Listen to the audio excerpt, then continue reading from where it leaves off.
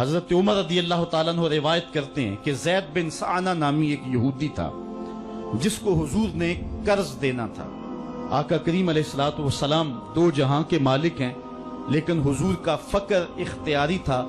آقا کریم علیہ السلام کے گھر میں بسا اوقات کتنے کتنے دن چولہا نہیں جلا کرتا تھا۔ حضور ادھار لے کر کے لوگوں کی مصیبتوں کو بھی دور کرتے اور گھر کا چولہا بھی بعض اوقات ادھار لے کے گرم کرنا پڑتا۔ اعلیٰ حضرت فرماتے ہیں مال کے کونین ہیں گو پاس کچھ رکھتے نہیں، دو جہاں کی نعمتیں ہیں ان کے خالی ہاتھ میں۔ تو کہتے ہیں کہ ایک دن حضور علیہ السلام کی خدمت میں ایک شخص حاضر ہوا جس کا نام زید بن سعنہ ہے اور یہودی ہے، اور اس نے حضور علیہ السلام سے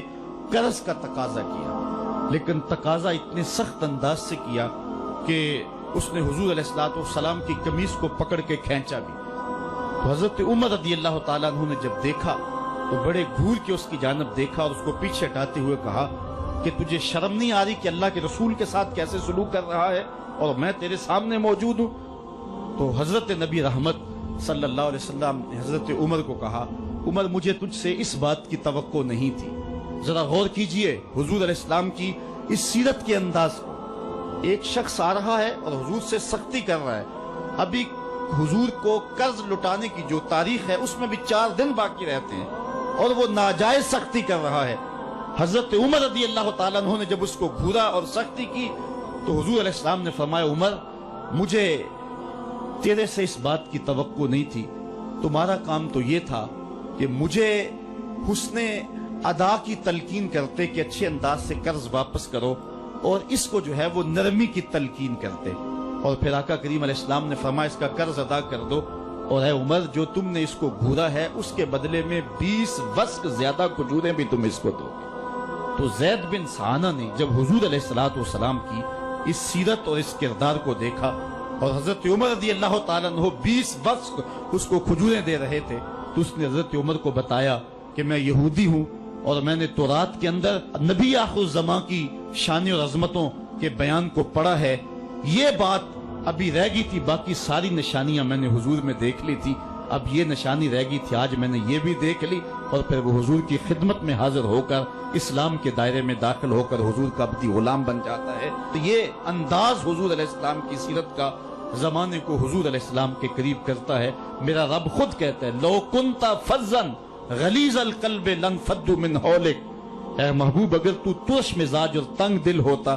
تو اتنے لوگ تیرے گرد کبھی بھی جمع نہ ہو پاتے۔ کچھ ان کے خلق نے کچھ ان کے کردار نے کر لی، مسخر ساری دنیا شہ ابرار نے کر لی۔ حضور علیہ السلام کے پیار نے زمانے کو اس قدر قریب کر دیا کہ وہ حضور علیہ السلام پہ جانے قربان کرنے کے لیے ہمہ وقت مستعد اور فعال رہتے تھے۔ جتنا پیار انہوں نے حضور سے کیا ہے کائنات میں اس کی دوسری کوئی مثال نہیں ملتی ہے۔ ایک شاعر کہتا ہے اپنے محبوب کا ذکر کرتے ہوئے، وہ کہتا ہے حافظ شیرازی نے غالباً کہا ہے کہ میرے جیسا محب زمانے میں کوئی نہیں، اس لیے کہ تیرے جیسا زمانے میں محبوب بھی تو کوئی نہیں۔ اگر صحابہ جیسا عاشق تمہیں زمانے میں نہیں ملتا تو محبوب جیسا کوئی صورت و سیرت میں حسین بھی تو زمانے کے اندر تمہیں نہیں ملے گا۔ حضرت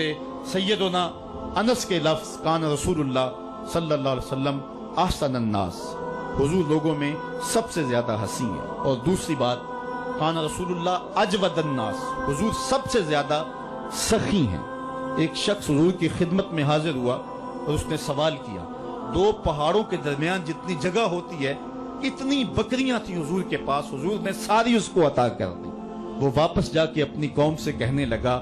کہ محمد عربی ایسا شخص ہے اتنا عطا کرتا ہے کہ پھر کمی کا شائبہ ہی باقی نہیں رہتا۔ تیسری بات حضرت انس فرماتے ہیں کان رسول اللہ صلی اللہ علیہ وسلم احسن الناس واجود الناس واشجع الناس، کہتے ہیں کہ حضور جتنے دلیر تھے جتنے بہادر تھے، کائنات کے تر اتنا بہادر ہم نے کوئی نہیں دیکھا۔ مولا کائنات فرماتے تھے جب جنگ کی بھٹی گرم ہوتی تو ہم دیکھتے کہ سب سے آگے بڑھ کر حملہ کرنے والے محمد عربی ہی ہوا کرتے تھے اور ہم حضور علیہ السلام کی اوٹ میں ہوا کرتے تھے۔ آقا کریم علیہ السلام نے اپنی زندگی میں اپنی تلوار سے اور اپنے نیزے سے جو ہے وہ کسی کو قتل نہیں کیا ہے، صرف ابی بن خلف وہ بد نصیب شخص تھا جس نے کہا تھا کہ میں نے گھوڑا رکھا ہے جس کو 16 رتن مکئی کے دانے روز ڈالتا ہوں اور اس گھوڑے کے اوپر سوار ہو کے میں آؤں گا اور اے محمد معاذ اللہ آپ کو شہید کر دوں گا، تو حضور علیہ السلام نے فرمایا اللہ نے چاہا تو میں تجھے قتل کروں گا۔ اور پھر غزوہ احد کے موقع پہ جب وہ آیا، کہنے لگا کہ میرا راستہ چھوڑ دو، اور پھر وہ گھوڑا لے کر کے آگے بڑھا۔ صحابہ آگے بڑھنے لگے تو حضور نے فرمایا پیچھے ہٹ جاؤ۔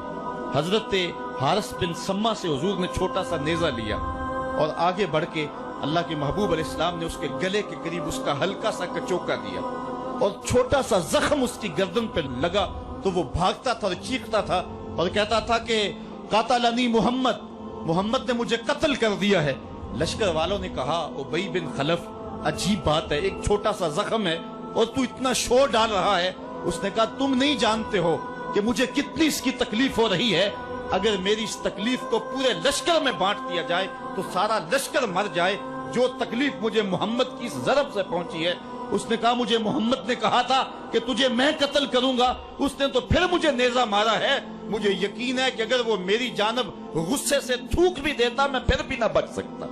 تو یہ حضور علیہ السلام کی جو ہے وہ دلیری اور بہادری کے قصے ہیں کہ آقا کریم علیہ السلام کی ضرب کو کون برداشت کرے، ایک معمولی خراش برداشت نہ کر سکا اور نارے جہنم میں جہنم کا وہ کتا جا پہنچا۔ تو آقا کریم علیہ السلام کی سیرت کے اس عنوان کو حضرت انس نے کتنے خوبصورت انداز میں بیان کیا۔ کان رسول اللہ صلی اللہ علیہ وسلم احسن الناس و اجود الناس و اشجع الناس، لوگوں میں سب سے دلیر بھی حضور، سب سے سخی بھی حضور، اور سب سے صورت و سیرت میں حسین بھی حضور۔ حضرت نبی رحمت صلی اللہ علیہ وسلم غزوہ حنین کے موقع پہ آپ دیکھیں، سفید خچر کے اوپر سوار ہیں اور ایک پہاڑی درے میں کافر گھات لگائے بیٹھے تھے۔ جب اچانک انہوں نے تیر اندازی کی تو لشکر اسلام میں بھگدڑ مچ گئی۔ اس وقت حضور تھے جو خچر کو آگے بڑھا رہے تھے، حضرت عباس رضی اللہ تعالیٰ عنہ رکاب تھامے تھے اور آقا کریم کہہ رہے تھے انا نبی لا کذب انا ابن عبد المطلب، میں نبی ہوں اس میں کوئی جھوٹ نہیں، میں عبد المطلب کا بیٹا ہوں۔ تو حضور علیہ السلام کا یہ انداز کہ جب میدان کے اندر بھگدڑ مچی ہے تو سب سے آگے بڑھ کر کے کفار پر حملہ کرنے والے سفید خچر کے اوپر مصطفیٰ ہیں۔ علماء نے حضور کی بہادری کے اس قصے کو بیان کرتے ہوئے فرمایا جنگوں میں خچر کا سفید ہونا، ایک تو خچر کا ہونا بہادری پہ دلیل ہے، اس لیے کہ گھوڑے رکھے جاتے ہیں کہ بھاگنا آسان ہو، اور دوسرا مٹیالے رنگ کے جو ہیں وہ جانوروں کی سواری کی جاتی ہے، یہ فوج کی وردی کا رنگ مٹیالہ، اس کی حکمت بھی یہ ہے۔ لیکن آقا کریم علیہ السلام سفید خچر پہ جو ہے وہ سوار تھے۔ حضور اتنے شجاع تھے، اتنے بہادر تھے، میدان میں بھاگنے کے لیے نہیں آتے تھے بلکہ حضور کفر کے چھکے چھڑانے کے لیے میدان میں داخل ہوا کرتے تھے۔ آقا کریم علیہ السلام کی سیرت کا وہ کون سا پہلو ہے اور وہ کون سا رنگ ہے جس نے معاشرے کو روشنی اور معاشرے کو اجالا نہیں دیا؟ آج میرے اور آپ کے آقا و مولا کی یہ سیرت ہمیں حضور علیہ السلام کی محبت کا حقدار بنائے گی۔ حضور اس دنیا کے اوپر مکارم اخلاق کی تکمیل کے لیے جلوہ گر ہوئے اور قرآن آپ کے خلق کی گواہی ہے، اس لیے حضور کی سیرت کو اپنانے کا تقاضا یقیناً آج کی اس بابرکت محفل میں آج کا یہ اجتماع ہم سے کر رہا ہے۔ ہم اپنی زندگی کو اور طرز حیات کو حضور کی سیرت کے سانچے میں ڈھال کر کے زندگی کی ایک ایک سانس اور ایک ایک لمحہ حضور کے نام پہ گزار دیں گے۔ اور آقا کریم علیہ السلام نے جس انداز سے اپنا خوبصورت زمانہ اور حیات ظاہری کا وقت گزارا اور ہمارے لیے روشنی چھوڑی، وہ قیامت تک آنے والی نسلوں کے لیے ایک اجالا ہے۔ امت مسلمہ بھانج نہیں ہے کہ اس کو عبادات کا طریقہ کسی اور جگہ سے لینا پڑے اور حسن اخلاق کسی اور جگہ سے لینا پڑے،